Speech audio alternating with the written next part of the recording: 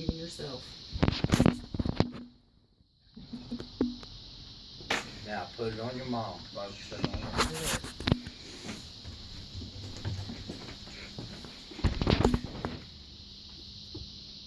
There's one thing more than anything else that will defeat us in our recovery. This is an attitude of indifference or intolerance towards spiritual principles. 3 of these that are indispensable are honesty, open-mindedness, and willingness. With these, we are well on our way.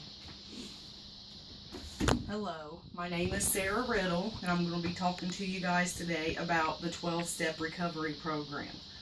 What's so wonderful about this program is that it doesn't have to only apply to addicts. You can apply it to any situation that you're facing in life, anything that takes over your life and makes your life unmanageable.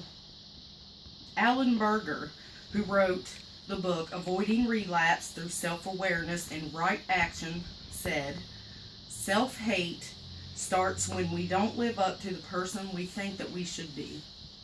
How much does that ring true for all of us? Are we not our own worst enemies?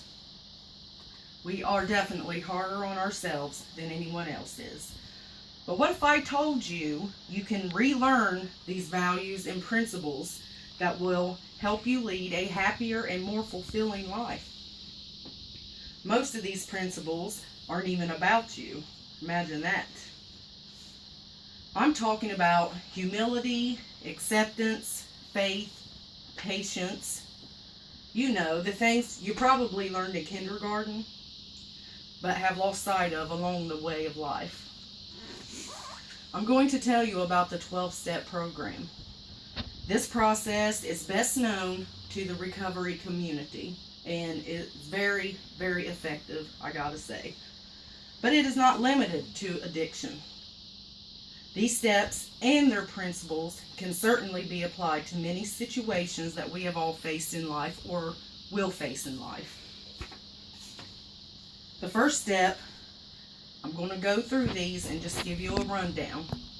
The first step is to completely surrender to what is beyond our control. That can be our addictions, that can be overeating, it can be relationships, but we must also surrender control, surrender to God, or your own understanding of God. Step 2 would be to open our mind to a greater power than ourselves to help us along our path in life. Third, it would be to make a decision and turn our will and our lives over to the God of our understanding. And by doing this, turning over your will, you can refrain from punching somebody in the face who has been mean to you, or refrain from buying that car that you know you can't afford, things like that.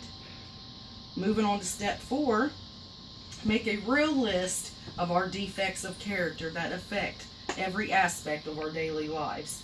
These character defects that I'm speaking of are things like envy and jealousy and anger. What if you don't want to be a liar anymore? How about that? Let's work on it. Step 5 would be to now share this list with another human being and with God.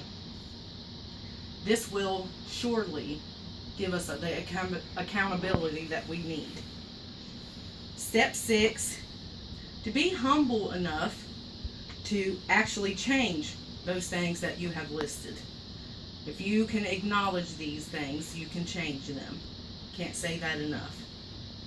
Step 7 would be now to ask God to help us remove these defects that affect us on a daily basis. We can do that ourselves. Step 8, now that we have a hold on ourselves, how about a list for those people that we've hurt along the way? Make a real list of people that you would like to make amends with. Step 9, we will now fearlessly attempt to make some amends. The trick to this would be to keep treating them better. Don't just say you're going to. Don't only make the list, but continue to treat everyone with true love and kindness, and be a better person that you were. Unless doing so would cause more harm, and that we don't want to do. Step 10, we will continue a personal inventory to maintain our newfound way to live. Think every night before you go to sleep, what could I have done differently today? What could I have done better today? Step 11, we reach out to God through prayer and we ask Him to reveal to us His will for us. Let go of our own will. And step 12, by now, hopefully you have had a spiritual awakening throughout this process, and it has become easier to continue practicing all of these principles that have made us all a better person. And we must reach out to others and carry the message forward. Let the world know that there is hope for everything that you're going through. Thank you all for being here.